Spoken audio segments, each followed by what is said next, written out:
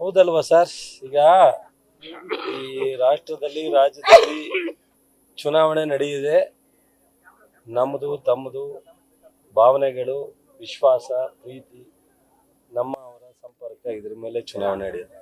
ಚುನಾವಣೆ ಅಭಿವೃದ್ಧಿ ಮೇಲೆ ನಡೆದಿದ್ರೆ ನನ್ನ ನಾಗಮಂಗಲದಲ್ಲಿ ನನ್ನ ವಿರುದ್ಧ ಯಾರು ನಿಲ್ಲುವಂಥ ಪ್ರಶ್ನೆ ಆಗಬಾರ್ದು, ಅಥವಾ ನಿಂತರೆ ಅವರಿಗೆ ಯಾವ ರೀತಿ ಇದೆ.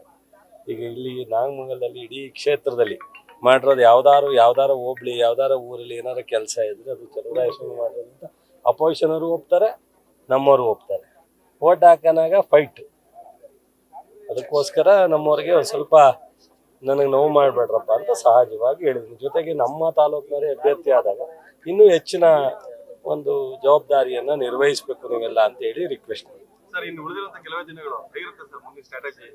ಸರ್, ಚುನಾವಣೆ ಈಗಾಗಲೇ ಒಂದು ಹಂತಕ್ಕೆ ನಾವು, ನಿಮಗೆ ಗೊತ್ತಿದೆ, ಎಲ್ಲ ತಾಲೂಕಿನಲ್ಲಿ 8 ಕ್ಷೇತ್ರದಲ್ಲಿ 2 ಬಾರಿ 3 ಬಾರಿ ಮತ್ತೆಲ್ಲ ಶಾಸಕರು, ಆ ಕ್ಷೇತ್ರದ ಮುಖಂಡರುಗಳು, ಕಾರ್ಯಕರ್ತರು ಮಾಡ್ತಾ ಇದ್ದಾರೆ.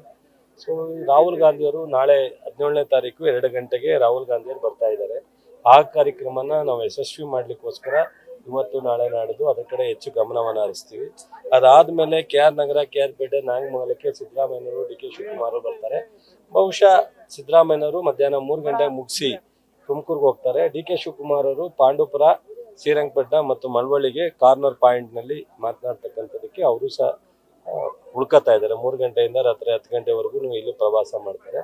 ಬಟ್ ನಮಗೆ ಮುಖ್ಯವಾಗಿ ಈಗ 5 ಗ್ಯಾರಂಟಿ ಜೊತೆಗೆ ಮತ್ತೆ ಹೊಸದಾಗಿ ಎಲ್ಲ ಬೆಲೆ, ಈ ಕೊಬ್ಬರಿ ಇರ್ಬೋದು, ಬೇರೆ ಏನು ನಾವು ಬೆಂಬಲ ಬೆಲೆ ಇದೆ ಅದನ್ನು ನಾವು ವರ್ಷಿಡೀ ಮಾಡಬೇಕು ಅನ್ನೋ ಒಂದು ಕಾರ್ಯಕ್ರಮವನ್ನು ಜಾರಿಗೆ ತರಬೇಕು ಅಂತ.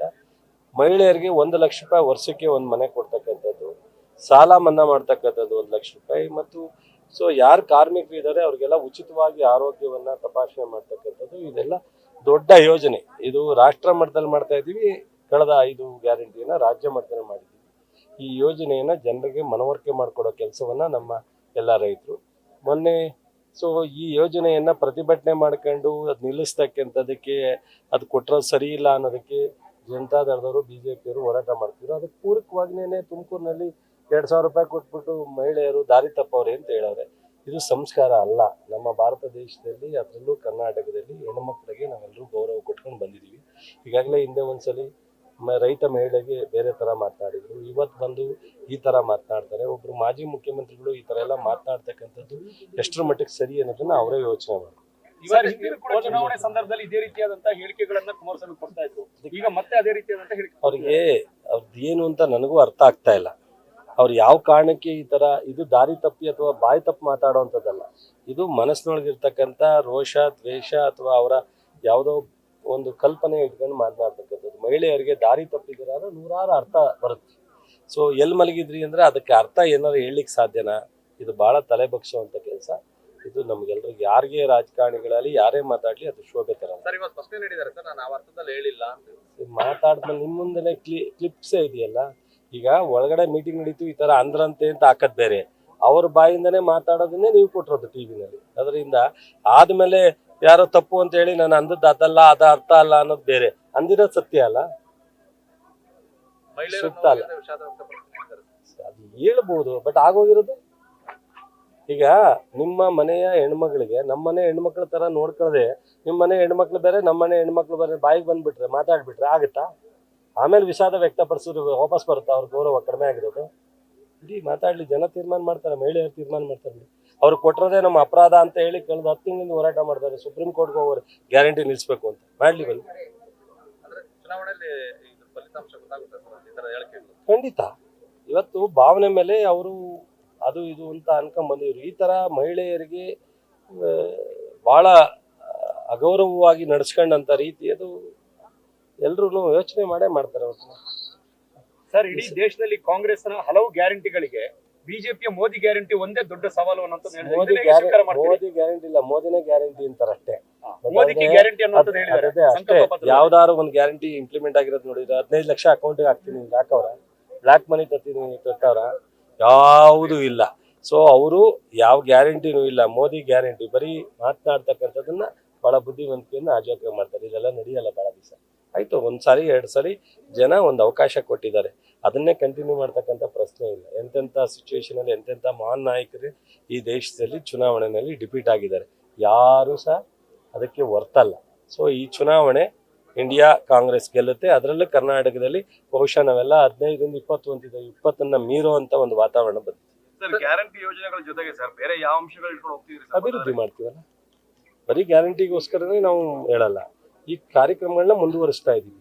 ಈಗ ಸಾಲ ಬಡ್ಡಿ ಇಲ್ಲದೆ ಇರೋ ಸಾಲ ಕೊಡ್ತಕ್ಕಂಥ ಯೋಜನೆಯನ್ನು ನಾವು ಮಾಡ್ತಾ ಇದ್ದೀವಿ. ಮಕ್ಕಳಿಗೆ ಎಲ್ಲ ಸ್ಕಾಲರ್ಶಿಪ್ಪು SC ST ಇರ್ಬೋದು, ಬ್ಯಾಕ್ವರ್ಡ್ ಇರ್ಬೋದು ಮಾಡ್ತಾ ಇದ್ದೀವಿ. ಸೊ ರೈತರಿಗೆ ಏನೆಲ್ಲ ಅನುಕೂಲ ಕೊಡ್ಲಿಕ್ಕೆ ಸಾಧ್ಯ ಅದನ್ನ ಮಾಡ್ತಾ ಇದ್ದೀವಿ.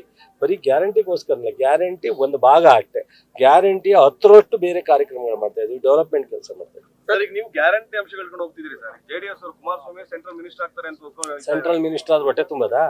ಸೆಂಟ್ರಲ್ ಮಿನಿಸ್ಟರ್ ಆದ್ರೆ ಹೊಟ್ಟೆ ತುಂಬಲ್ಲ. ಸೆಂಟ್ರಲ್ ಮಿನಿಸ್ಟರ್ ಈಗಲೂ 3 ಜನ ಇದ್ರು, ಕೂಬಾ ಇದ್ರು, ಜೋಶಿ ಇದ್ರು, ಶೋಭಾ ಕರಂದ್ಲಾಲ್ ಇದ್ರು, ಸದಾನಂದ ಗೌಡ್ರು ಇದ್ರು. ಏನ್ ಮಾಡಿದ್ರು? ರಾಜ್ಯ ಸರ್ಕಾರನೇ ಮಾಡ್ಬೇಕಲ್ಲ. ನಾವು ಯಾವುದೇ ಯೋಜನೆನ ಅಭಿವೃದ್ಧಿನ ಮಾಡಬೇಕು ಅಂತ ಅಂದ್ರೆ ರಾಜ್ಯ ಸರ್ಕಾರನೇ ಮಾಡಬೇಕು. ಕುಮಾರಸ್ವಾಮಿ ಅವರು ಮುಖ್ಯಮಂತ್ರಿ ಆಗಿದ್ದಾಗಲೇ ಅವ್ರ ಕೈಯಲ್ಲಿ ಪೆನ್ನು ಪೇಪರ್ ಇದ್ದಾಗಲೇ ಮಾಡದೇ ಇರೋರು, ಈಗ MP ಆಗಿ ಏನು ಮಾಡೋಕ್ಕಾಗುತ್ತೆ? ನಾನು MP ಆಗಿದ್ದನು, ನನಗೂ MP ಲಿಮಿಟೇಷನ್ ಏನು ಅಂತ ಗೊತ್ತಿದೆ. MP ರಾಜ್ಯ ಸರ್ಕಾರದ ಜೊತೆ ಕೈ ಜೋಡಿಸ್ಬೋದು ಅಷ್ಟೇ, ಬಿಟ್ರೆ ವೈಯಕ್ತಿಕವಾಗಿ ಏನು ಮಾಡೋಕ್ಕಾಗಲ್ಲ. ವೆಂಕಟರಾಮಣ್ಣ ಕೊಟ್ರೆ ಯಾಕೆ ಗೆಲ್ಸಿ ಅಂತೀವಿ ಅಂದ್ರೆ ನಮ್ಮ ಜೊತೆ ಇತ್ಕೊಂಡು ಶಕ್ತಿ ಆಗ್ತಾರೆ, ಅದಕ್ಕೋಸ್ಕರ ಗೆಲ್ಸಿ ಅಂತ ಹೇಳ್ತಾರೆ. ಸಾಧ್ಯನೇ ಇಲ್ಲ. ಅವರೇ ಅಂತಲ್ಲ, ನಾನೇ ಆದ್ರೂ ಇನ್ನೊಬ್ಬರೇ ಆದ್ರೂ ರಾಜ್ಯ ಸರ್ಕಾರ ಬಿಟ್ಟು ಏನು ಮಾಡ್ಲಿಕ್ಕೆ. ಸರ್, ಇನ್ನೊಂದು ಮಾತೇ ಬಳಸಿದ್ದಾರೆ ಸರ್, ಕಾಂಗ್ರೆಸ್ ಅವರು ಹೆಣ್ಮಕ್ಳನ್ನ ಎದುರಿಸಿಲ್ವಾ? ನಾವು ಕಾಂಗ್ರೆಸ್ ಹುಟ್ಟುವರೆಗೆ ಇವರು ಹೇಮಮಾಲಿನಿ ಅವ್ರನ್ನ ಅವಮಾನ ಮಾಡಿದ್ವಾ ಅಂತ ಹೇಳಿ. ನಾವೆಲ್ಲೂ ಹೆಣ್ಣು ಮಕ್ಕಳ ಬಗ್ಗೆ ಆಗಲಿ ಗಂಡು ಮಕ್ಕಳ ಬಗ್ಗೆ ಆಗಲಿ ಸಮಾಜದ ಜನನ, ಈ ರಾಷ್ಟ್ರದ ಜನನ ಎಲ್ಲೂ ನೆಲಕ್ಕೆ ಜಲಕ್ಕೆ ಗೌರವ ಕೊಟ್ಟು ಬದುಕಿದ್ವಿ. ಅವೆಲ್ಲ ಪ್ರಶ್ನೆನೇ ಇಲ್ಲ, ನಾವು ಆ ಥರ ಮಾತಾಡೋದೇ ಇಲ್ಲ. ಸಂವಿಧಾನದ ಬಗ್ಗೆ ಮಾತನಾಡೋರು ಜನತಾ BJPಯವರು, ಹೆಣ್ಣು ಮಕ್ಕಳ ಬಗ್ಗೆ ಮಾತನಾಡೋರು ಜನತಾದಳದವರು. ಈಗ ಇಬ್ರು ಮಿಲನ. ಈಗ ಜನತಾದಳ BJP ಎಷ್ಟರ ಮಟ್ಟಿಗೆ ಕಾದಾಡ್ತೀವಿ ನೋಡಿದ್ವಿ. ಅಧಿಕಾರನ ಕಿತ್ತಾಡ್ದವರು ಅವರೇನೆ, ಇವತ್ತು ಒಂದಾಗಿರೋರು ಅವರೇನೆ, ಎಲ್ಲ ಅವರೇನೆ. ಒಳ್ಳೇದು ಕೆಟ್ಟದ್ದು ಎಲ್ಲ ಮಾಡುವ ಜನ ನೋಡಿದ್ದಾರೆ. ಈ ಸಲ ತೀರ್ಮಾನ ತಗೋತಾರೆ. Thank you. ನ್ಯೂಸ್ ಫಸ್ಟ್, ನಿರ್ಭೀತಿಯಿಂದ ನಿಮ್ಮ ಪರವಾಗಿ.